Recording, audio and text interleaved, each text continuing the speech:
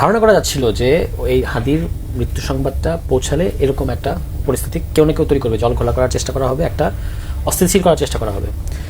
এবং একটা দেশে এই ধরনের, বিশেষত আমরা এখন যে ধরনের পরিস্থিতির মধ্যে আছি, এরকম কিছু কিছু গ্রুপ থাকবে, এটা কিন্তু খুব আশ্চর্যের না, থাকবেই, অনেক ধরনের গ্রুপ থাকে। কিন্তু যেটা অ্যালার্মিং সেটা হচ্ছে সরকারের ভূমিকা। আজকে পর্যন্ত পুলিশের বিভিন্ন ঊর্ধ্বতন কর্মকর্তারা এই ঘটনা নিয়ে যেগুলো বলছেন, সেটা থেকে বিশ্বাস করার যুক্তিসঙ্গত কারণ আছে যে সরকারের একাংশের ইন্ধনে এই ঘটনাটা ঘটেছে। যেটা বর্ষিয়ান সাংবাদিক নুরুল কবির সাহেব, কিন্তু উনি ওখানে ছিলেন, উনি বলেছেন, এবং আমরাও পুরো ঘটনাটা অবজার্ভ করছিলাম। আমাদের একটা টিম গেছে আমাদের আহ্বায়কের নেতৃত্বে, সম্পূর্ণটা দেখে এরকমই মনে হয়েছে যে এটা ঘটতে দেওয়া হয়েছে। কারণ এই মৃত্যু সংবাদটা স্প্রেড হওয়ার সাথে সাথেই প্রথম আলোর পক্ষ থেকে সরকারের সাথে যোগাযোগ করা হয়েছে যে আমরা আজ করতে পারছি, এরকম কিছু হবে। আপনি দেখতে পেয়েছেন যে ডেইলি স্টারের সাংবাদিকরা যখন, ডেইলি স্টারে তো প্রথম আলো শেষ করে তারপর যাওয়া হয়েছে, এখন ডেইলি স্টারের সাংবাদিকরা যখন, যে বিশেষত জাইমা ইসলাম, তিনি যখন স্ট্যাটাস দিলেন যে আমরা এখানে মরতে যাচ্ছি প্রায়, তখন তাদেরকে উদ্ধার করার জন্য কিন্তু ওখানে রাষ্ট্রীয় বাহিনী গেছে। রাগ পর্যন্ত মানে ওই পত্রিকা অফিসে হামলা ঠেকানোর জন্য কিন্তু ওখানে যায় নাই। এবং এটা কেন করেছে, এটা বহুদিন ধরে এটা গুঞ্জন আছে যে সরকারের একাংশ আসলে মানে তারা ক্ষমতাকে প্রলম্বিত করতে চায়। এগুলো আমরা প্রধান উপদেষ্টার ইন্টেনশনের দিকে তাকিয়ে আমরা সবসময় এগুলোকে বড় করে দেখতে চাই নাই, যে প্রধান উপদেষ্টার ইন্টেনশনটা আমাদের কাছে গুরুত্বপূর্ণ।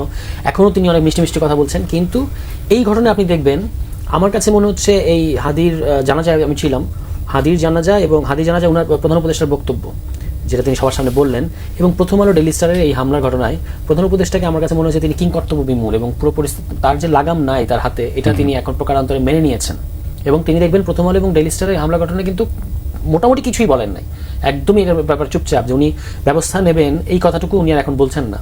ওই জানা যায় উনি যখন বলেছেন লাখ লাখ মানুষ একসাথে বিচারের কথা বলেছেন, যে বিচার দেখতে চাই আমরা, উনি কিন্তু ওনার এই 3-4 মিনিটের বক্তব্যে আমরা এটা বিচার করব, অপরাধীকে ধরবো, এই কথাটা একবারও বলেন নাই। ফলে এই হচ্ছে এই সরকারের এখনকার বর্তমান পরিস্থিতি, এবং এটা হয়তো হওয়ারই ছিল যেভাবে এই সরকারটা গঠিত হয়েছে। সামান্য একটা জিনিস আপনি দেখেন যে স্বরাষ্ট্র উপদেষ্টা, যার যে আমি বলবো যে এই সরকারের সবচেয়ে ধারাবাহিকভাবে ব্যর্থতার পরিচয় দিয়েছে যে এই মন্ত্রণালয়, সেটা হচ্ছে স্বরাষ্ট্র মন্ত্রণালয়। এবং এই ঘটনার পরে, এর আগেও তো কিন্তু অনেক ঘটনা ঘটেছে, অনেক সমন্বয়করা আহত হয়েছেন, অনেকগুলো আপনার রহস্যময় মৃত্যুর ঘটনা ঘটেছে গত 1-1.5 বছর যাবৎ। সে সময় ধরেই কিন্তু স্বরাষ্ট্র উপদেষ্টাকে নিয়ে প্রশ্ন ছিল। এমনকি হাদি যেদিন গুলিবিদ্ধ হলেন, সেই গুলিবিদ্ধ হওয়ার 2 ঘন্টা আগেও সাংবাদিকরা তাকে প্রশ্ন করেছেন, দেশে আইন শৃঙ্খলা পরিস্থিতির কি ব্যাপারে প্রশ্ন করেছেন। উনি বলেছেন যে আপনারা পেঁয়াজ নিয়ে কথা বলেন না কেন, উনি পেঁয়াজ নিয়ে কথা বলতে আগ্রহী বেশি। এবং এখনো পর্যন্ত এই হাদির ঘটনার পরে যে কোনো দেশে উনি মানে নিজেই দায় নিয়ে সরে যাওয়া উচিত ছিল, পুলিশের আইজিপির দায় নিয়ে সরে যাওয়া উচিত ছিল। এখনো বিশেষ সহকারী আরেকজন হচ্ছে এখানে, হ্যাঁ আরেকজন হচ্ছেন আপনার যে প্রধান উপদেষ্টা যিনি বিশেষ সহকারী, স্বরাষ্ট্র বিষয়ক যিনি বিশেষ সহকারী, এই 3 জন, এই ট্রায়ো, এরা 3 জন তাদেরকে হয় তাদেরকে নিজে সরে যাওয়া উচিত ছিল, অথবা সরকারের তাদেরকে সরিয়ে দেওয়া উচিত ছিল। কারণ এই তফসিলের পরে আপনি মানে তফসিলের পরে অবস্থাটা যেখানে দাঁড়ালো, এবং সেখানে হাদির এই ঘটনার পরে স্বরাষ্ট্র উপদেষ্টা যেভাবে কথা বললেন যে আপনারা অস্ত্র লাইসেন্স দেওয়া হবে, এখন অস্ত্রের লাইসেন্স দেওয়া হলে কি আপনার বিষয়টা কি দাঁড়াচ্ছে, যে আমরা তাহলে বন্দুক যুদ্ধ করবো আর কি, ইলেকশন না করে আমাদেরকে বন্দুক যুদ্ধ করতে হবে এখন। এবং আপনি একটা জিনিস ভেবে দেখেন, ইলেকশনের সময় কিন্তু এটা অনেকবার আলোচনা হয়েছে যে বৈধ অস্ত্রগুলো, লাইসেন্সপ্রাপ্ত অস্ত্রগুলো আসলে উইথড্র করা, সেখানে এখন আপনি প্রার্থীদের কাছে অস্ত্র দিতে চাচ্ছেন, এবং যার অস্ত্র কেনার সামর্থ্য আছে লাইসেন্স সহ তিনি এটা পাবেন। এখন এটা জনগণের কাছে কি বার্তা দিচ্ছে, যে আমার প্রার্থীরা আমার কাছে ভোট দিতে আসছে, তাদের আসলে কোমরের মধ্যে অস্ত্র, পিস্তল, কিংবা তাদের পাশে গানম্যান, এই দুটো জিনিস তো হচ্ছে। এখন এইটা করে কিন্তু আমরা এটা বারবার বলেছি যে বিচ্ছিন্নভাবে অমুক তমুকের নিরাপত্তা দিয়ে এটা সমস্যা সমাধান করা সম্ভব হবে না। সমস্যা সমাধান করতে হলে শীর্ষ সন্ত্রাসীরা কিভাবে ছাড়া পাচ্ছে, ধারাবাহিকভাবে কিভাবে ছাড়া পাচ্ছে, জামিন পাচ্ছে, এটা আপনাকে খতিয়ে দেখতে হবে। এটা সরকারের ভেতরে এই ভূত আছে যারা এগুলো ছেড়ে দিচ্ছে। তারপর হচ্ছে আপনার অস্ত্র উদ্ধার করতে হবে, অভিযান চালাতে হবে, এবং এইভাবে করে আপনি একটা মানে ভয়মুক্ত পরিবেশ তৈরি করতে পারবেন। যারা এই ঘটনাটা ঘটিয়েছে তাদের কিন্তু উদ্দেশ্য খুব পরিষ্কার, তারা নির্বাচন বানচাল করতে চায়। যদি নির্বাচন তারা বানচাল করতে না পারে, তাহলে তারা এমন একটা পরিবেশ তৈরি করবে যেখানে সিগনিফিক্যান্ট অ্যামাউন্টে মানে ভোটার টার্ন আউট কমে যাবে। মানুষ যদি ভয় পায় যে এরকম পরিবেশ ঘটবে, ইলেকশনের দিন এই ঘটবে, আমরা যখন এলাকায় যাচ্ছি আমাদেরকে মানুষ একটা কথা বলছে যে আপনারা শুধু সুষ্ঠু ভোটের পরিবেশটা নিশ্চিত করে দেন, তারপর আমরা আমাদের ইচ্ছা মতো ভোট দেবো। তো সেই পরিবেশটা যদি নিশ্চিত করা না যায়, তাহলে ভোটার টার্ন আউট কম হবে। আপনি কিভাবে ঐতিহাসিক নির্বাচন করবেন, আপনি কিভাবে শ্রেষ্ঠ নির্বাচন করবেন? প্রধান উপদেষ্টা বলছেন এটা দেশ রক্ষার নির্বাচন। এখন তো নির্বাচনকে রক্ষা করাটাই সবচেয়ে গুরুত্বপূর্ণ হয়ে উঠেছে। তো এই পরিস্থিতির কারণে আমার কাছে মনে হচ্ছে যে পুরো পরিস্থিতির উপর সরকারের গ্রিপ নাই। এখন এটা থেকে কিভাবে মুক্তি পাওয়া যাবে এটা খুব কঠিন বলা, কিন্তু আশাবাদী হতে পারছি না আর কি সার্বিক পরিস্থিতি দেখে। অনেক ধন্যবাদ। জাহিদ, সরকার প্রধান এই ব্যাপারে দায়িত্ব এড়াবেন কিভাবে? প্রশ্ন একটা দায়িত্ব এড়ানো। ধর আমি আবার নুরুল কবিরের কথাটাই আসি। ধরে নিলাম আমরা একটা অংশ এটার সাথে জড়িত, তো ডক্টর ইউনূস খুব সহিভাবে নির্বাচন চান, ধরেন আমি বিশ্বাসও করি। তো উনি ওই জায়গাটায় বসেছেন, ওনার কাজ হচ্ছে যারা নির্বাচন বানচাল করতে চায় প্রয়োজনে তাদেরকে বের করে দেবেন, উনি নতুন উপদেষ্টা নেন বা যাই করে সেটা করবেন। দিনের শেষে আমি জানি না, মানে আমি কয়েক মাস থেকে একটা কথা বলছি যে এই সরকার অনেক কিছু করে ফেলতে পারবে, আমি সেটা মনে করি না। আমরা অনেকে মানে খুবই ভুল ধরনের এক্সপেকটেশন রেখেছে। একটা অভ্যুত্থান পরবর্তী ধ্বংসপ্রাপ্ত স্ট্রাকচারের দেশে অনেক কিছু করে ফেলা যায় না। আমি আমার এক্সপেকটেশন অনেক কম রাখার পরও সরকারের উপরে একেবারেই খুশি না। তারপর একটা কথা বলতাম যে শেষ পর্যন্ত যদি একটা মোটা থেকে ভালো নির্বাচন দিয়ে উনি বিদায় হতে পারেন, ওনার শেষ রক্ষাটা হয়। আমি ওনার শেষ রক্ষা হবে কিনা এখন সেই প্রশ্ন এসছে। তাহলে আসলে এই প্রশ্ন আমার করার সুযোগ আছে, তৈরি হতে পারে যে এটা কি তাহলে উনি আসলেই চান কি চান, কারণ ওনার কাজ বলবে উনি আসলে কি চান। উনি যদি শেষ পর্যন্ত তো নির্বাচনটা করে যেতে চান ঠিক মতো, তাহলে সেটার কোনো না কোনো ধরনের একটা বহিঃপ্রকাশ থাকবে, রোগের মতো। রোগের সিমটম থাকে, সিমটম দেখে আপনি বুঝবেন যে রোগ আছে। ঠিক একইভাবে স্বাস্থ্যেরও সিমটম আছে, আপনি দেখলে বুঝবেন যে উনি এটা করছে, তো উনি এটা চাইছেন। আমরা কোনো ম্যানিফেস্টেশন দেখছি না। তো একটা অংশ যদি থাকে সরকারের ভেতরে সরকার, জি, ওই সরকারকে নিউট্রাল করা, ওই সরকারকে প্রয়োজনে বাধ্য করা, ওই অংশটার কথা বলছি। উনি যদি এটা পার্ট না হন, এখানে একটু জরুরি কথা আছে, উনি যদি এটা পার্ট হয়ে বসেন, ভয়ঙ্কর কথা। আর যদি না হন, আমরা আপাতত ওনাকে সেটার পার্ট না ধরছি, তো ওটার জন্য উনি কি করছেন? কিচ্ছু করছেন না, কিছু করছেন না। এবং এই পত্রিকা, তাহলে উনি কেন পারছেন না? আমি জানি না, আমি আসলেই জানি না। আমি সোফার যেটা দেখেছি, আমি দুঃখিত ভাবে বলার জন্য, তো মানে প্রশাসক হওয়ার জন্য একটা দেশ, বিশেষ করে আবারও গণ অভ্যুত্থান পরবর্তী সময়ে একটা দেশ চালানো আমাদের অন্যান্য যে কোনো সময়ের জন্য অনেক বেশি কঠিন ছিল। কঠিন না, একটা স্বাভাবিক দেশে উনি চালানোর মতো অ্যাডমিনিস্ট্রেটিভ ক্যাপাবিলিটি ওনার আছে বলে আমার মনে হয় না। আমি আবারও দুঃখিত, একটা মোটিভেশনাল স্পিকারের মতো উনি কথা বলেন, উনি মনে করছেন এটা দিয়ে একটা দেশ চালানো যাবে, বাংলাদেশের মতো দেশ, এটা দিয়ে শান্তির সময়ও চালানো যায় না। আর গণ অভ্যুত্থান পরবর্তী সময়ে সংঘাতময় পরিস্থিতিতে ভেঙে পড়া পুরো স্টেট স্ট্রাকচারের মধ্যে এটা হতে পারে না। আপনি কোথাও না কোথাও আপনাকে শক্তি দেখাতে হবে। শক্তি সম্পর্কে, মানে পাওয়ার সম্পর্কে একটা বিখ্যাত কথা আছে বাংলায়, কথাটা এরকম: আপনার যদি ক্ষমতা থাকে এবং আপনি যদি লেজিটিমেটলি, এই জায়গাটা ইম্পর্টেন্ট, সেটা ব্যবহার না করেন, তাহলে সে ক্ষমতা আপনি হারাবেন। এই সরকারের লেজিটিমেটলি পাওয়ার ব্যবহার করার প্রচুর জায়গা এসেছিল, প্রচুর সুযোগ এসেছিল। আজকে শুধু প্রথম আলো ডেইলি স্টারের কথা বলছি না, এই সাহসটা একদিনে হয়নি, এটা বহু আগে থেকে হয়েছে। আপনি সেই লেজিটিমেটলি পাওয়ার ব্যবহার করে দেখাননি, দেখালে কিন্তু আজকে মানুষজন সমস্যায় পড়তো না। এই যে সরকার বলে না যে বল প্রয়োগ করলে, ওনাকে তো সব সুযোগই দেওয়া হয়েছে, সব ক্ষমতাই দেওয়া হয়েছে, তারপরে অনির্দিষ্টকালের জন্য ক্ষমতা দেওয়া হয়েছে। জি, তারপরে না পারার কি আছে? আমি তো বুঝলাম না। ওনাকে আমরা ভুল মানুষই চুজ করেছি হয়তো। এই যে কঠোর হওয়া, শক্ত হওয়া, প্রয়োজনে যে কোনো কিছু হতে পারে, একটা বাহিনী তো বল প্রয়োগ করবে, দেশের স্বার্থে আপনাকে কোনো না কোনো জায়গায় কোনো না কোনো নজির তৈরি করতে হবে যে না, আমি এটা হতে দেবো না।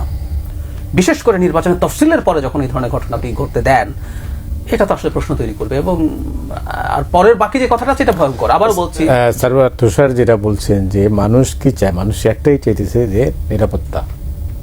একদম তাই। এটা সেটা নিশ্চিত করতে অসুবিধা কি? উনি জানেন, আমি বলছি আসলে উনি জানেন। তার মানে তো ওনাকে নিয়েই তো সমস্যা হচ্ছে। নিশ্চয়ই সমস্যাটা ওনাকে। আমি আবারও বলছি, এটা যদি উনি ওনার দুর্বলতার জন্য না পারেন, এটা একটা অপশন, এটাও ভয়ঙ্কর খারাপ। দিনের শেষে আমার তো নিরাপত্তা রক্ষিত হয়নি। আরেকটা হচ্ছে উনি এই পুরোটার পার্ট, উনি বাইরে এসে এক ধরনের অ্যাক্টিং করার চেষ্টা করছেন, এটা আরেকটা অপশন। আমি এটা এখন এতটা এক্সট্রিম হয়তো এখনো ভাবছি না, কিন্তু উনি নিয়ন্ত্রণ করছেন না। আরেকটা কথা একটু বলে রাখা দরকার, আমি সেনাবাহিনীর প্রতি একটু বলতে চাই। সেনাবাহিনীর ম্যাজিস্ট্রেসি পাওয়ার নিয়ে কিন্তু মাঠে আছে। ম্যাজিস্ট্রেসি পাওয়ার মানে হচ্ছে তাকে সিভিল প্রশাসন ডাকার দরকার নেই, সে পরিস্থিতি অনুযায়ী তার মতো করে সিদ্ধান্ত নিতে পারে। আমাদের সেনাবাহিনীর মনে রাখা উচিত হবে, এই বাহিনীতে, এই একটা প্রতিষ্ঠানের উপরে কিন্তু আমাদের রেসপেক্ট আছে, আস্থা আছে। সব কিছু ঠিক আছে, সব ভেঙে ফেলার পরও কিছু সেনা কর্মকর্তাকে খুব বাজেভাবে তিনি ব্যবহার করেছেন, তারপরও প্রতিষ্ঠান হিসেবে সেনাবাহিনীর প্রতি কিন্তু আমাদের আস্থা, বিশ্বাসের জায়গা আছে। সেটাও কিন্তু চ্যালেঞ্জের মুখে পড়তে পারে। তারা মাঠে থাকা অবস্থায় এই ঘটনাগুলো ঘটছে, তাদেরও সতর্ক থাকা দরকার। না, দিনের শেষে তো ওই সরকার প্রধানকে একদম তাই, দায় তার। সেই তুষার যেটা কি বললেন, ওই জাহেদ যেটা বললেন, এখান থেকে এখন তাহলে মানুষ যাবে কোথায়? মানুষ তো এই সরকারের উপর যথেষ্ট আস্থা রেখেছে, এবং গত 1.5 বছরে সরকারের অনেক ব্যর্থতা ছিল, অনেক নাকামিয়াবি ছিল, কিন্তু বাংলাদেশের মানুষের এই কাণ্ডজ্ঞানটা ছিল যে অবস্থা থেকে এই সরকার গঠিত হয়েছে, তা সে যদি মোটামুটি কাটিয়ে দিতে পারে তবু চলবে। কিন্তু কিছু জিনিস আছে যেগুলোর আসলে কোনো মানে এক্সকিউজ চলে না। এর মধ্যে 1 নম্বর জিনিস হচ্ছে আইন শৃঙ্খলা পরিস্থিতি। বারবার এই কথাটা ধারাবাহিকভাবে যে জিনিসটা নিয়ে সরকারের যে জিনিসটা নিয়ে আলোচনা হয়েছে, এমনকি যখন আমরা সংস্কারের আলোচনার মধ্যে ছিলাম ন্যাশনালি, তখনও আইন শৃঙ্খলা পরিস্থিতিটাই প্রধান আলোচনার বিষয়বস্তু ছিল। এটা কখনোই কিন্তু বেটার হয় না, এক মুহূর্তের জন্য গ্রাফ ঊর্ধ্বমুখী হয় না, এটা সবসময় নিচে নেমেছে।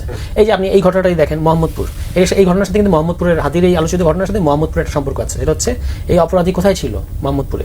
এবং মোহাম্মদপুরের আইন শৃঙ্খলা পরিস্থিতির অবস্থা নিয়ে কি পত্রপত্রিকা রিপোর্ট হয় নাই? হয়েছে। প্রতিদিন প্রায় অলিতে গলিতে লাশ পড়ে থাকতে দেখি আমরা দেখি নাই? চিন্তায় এটা নিত্য নৈমিত্তিক ঘটনা এত স্বাভাবিক হয়েছে মানুষ এটাকে আর পাত্তা দেয় না, এরকম অবস্থা চলে গেছে। আপনি কি শুধুমাত্র ঢাকা শহরের মোহাম্মদপুরকে সিকিউর করতে পেরেছেন? পারেন নাই। এবং এটার এক্সকিউজ কি? আপনি পুলিশের মনোবল নাই, পুলিশের এটা নাই সেটা নেই, এগুলো তো কোনো কথাই না। পুলিশের একটা বাহিনী আছে এবং সেই বাহিনীকে আপনার তার কর্তৃত্ব আছে, তার কি করতে হবে সে জুরিসডিকশন সে জানে, তাহলে তাকে আপনি কমান্ড দেন নাই কেন এবং বা সে করে নাই কেন? তাহলে যারা করছে না তাদেরকে শনাক্ত করছেন না কেন? আমরা তো বুঝতেই পারি যে ভেতরে কিছু পক্ষ আছে যারা আসলে নিষ্ক্রিয়, কখনো নিষ্ক্রিয় থাকে, কখনো স্যাবোটেজ করে, কিছু একটা করে। কিন্তু সরকার তো সেই জিনিস যে হচ্ছে যেটা জায়েদ ভাই বললেন যে আপনার ক্যাবিনেটের মধ্যে কারা ডিস্টার্বিং এলিমেন্টস, এই ডিস্টার্বিং এলিমেন্টসদেরকে নিউট্রাল করার দায়িত্ব তো আমরা বাইরে থেকে করবো না, এটা তো আপনাকেই করতে হবে। এখন আপনি দেখবেন যে ঘটনা ঘটলে রাজনৈতিক দলগুলো বিবৃতি দেয়, সরকারও বিবৃতি দেয়। আর সরকার যখন বিবৃতি দেয়, অ্যাকশন নেয় না, তখন কিন্তু এটা মানুষের মধ্যে আরো বেশি কনফিউশন তৈরি করে। ফলে আমি যখন এলাকায় যাচ্ছি মানুষের মধ্যে একটা প্রশ্ন কনসিস্টেন্ট, একটা তো তারা বলে যে সুষ্ঠু নির্বাচন। আমরা যখন ভোট চাইতে যাই মানুষ বলে ভোট হবে, এই কথা প্রশ্নটা করে, এখনো করে। এটা 6 মাস আগেও করেছে, এখনো করছে। এবং যত দিন যাচ্ছে এই প্রশ্নটা এখন বিভিন্ন প্রার্থীদের মধ্যে আছে। আজকে একজন হেভিওয়েট প্রার্থী, আমি নাম বলবো না, ওনার প্রতি সম্মান জানিয়ে ওনার সাথে আমার দেখা হয়েছে, খুবই আলোচিত মিডিয়া এবং আপনারা সবাই চিনবেন। তিনি আমাকে বলছেন ভোট হবে, মানে একজন প্রার্থী পর্যন্ত নিশ্চিত না, তার মধ্যে কনফিডেন্স নাই। তাহলে আমি কিভাবে মানুষের কাছে যাবো? ভোটের আছে কয়দিন, এখনো 50 দিন নাই মনে হয়, 50 দিনে কম আছে। সার্বিক পরিস্থিতি দেখে আমার কিন্তু মনে হচ্ছে না যে দেশে একটা ভোট 50 দিন আগে বাংলাদেশে মোটামুটি 3 মাস আগে থেকে ভোটের একটা পরিবেশ তৈরি হয়, একটা সারা দেশ ভোটের মধ্যে ঢুকে যায়। আমি কিন্তু সেটা দেখতে পাই না। আমরা এলাকায় যাই, এখনো মানুষের সাথে কথা বলি, মানুষকে অভয় দেওয়ার চেষ্টা করি, কিন্তু সার্বিক পরিস্থিতি দেখে মনে হয় না যে দেশের সামনে 50 দিনের মাথায় একটা ভোট চলে আসবে। এখন আসলে কিন্তু চলে আসবে 50 দিনের মধ্যেই, কিন্তু যেটা হবে যে সহিংসতা ঘটতে থাকবে। যারা এই নির্বাচনে আসতে পারছে না তারা এখানে সহিংসতা ঘটানোর চেষ্টা হবে।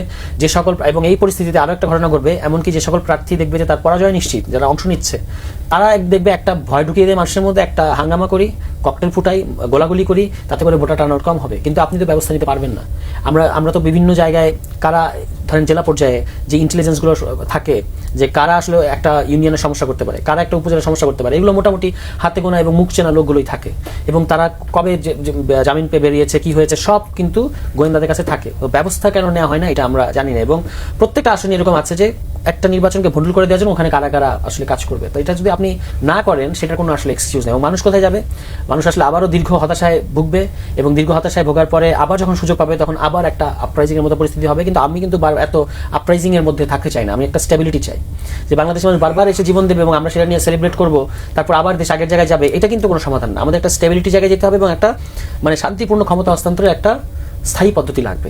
এইটা হলো বেয়ার মিনিমাম যেটা আমাদের করতে হবে। সেই পথ কিন্তু ক্রমেই